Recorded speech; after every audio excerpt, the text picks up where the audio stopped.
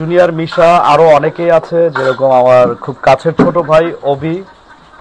আর GM অভি মিডিয়াতে আমাদের এই প্রথম একটা কাজ যাচ্ছে আসিয়াকে নিয়ে, আসিয়া ধর্ষণের প্রতিবাদ নিয়ে আমরা একটা কাজ করতেছি। এই যে আমরা ব্যানারও বানাইছি, হ্যাঁ, আসিয়ার শিশু আসিয়ার ধর্ষণের বিচার চাই। তো আজকে আমরা সারাদিন, এখন আমরা আছি হচ্ছে রাইকদা না বাইকদা, যেন বাইকদা হ্যাঁ, এখানে এক আপুদের বাসায় আছি। আপুরা খুবই ভালো মনের একজন মানুষ। এর আগেও আমাকে একবার শুটিং করার সুযোগ দিছে, আজকেও পেলাম।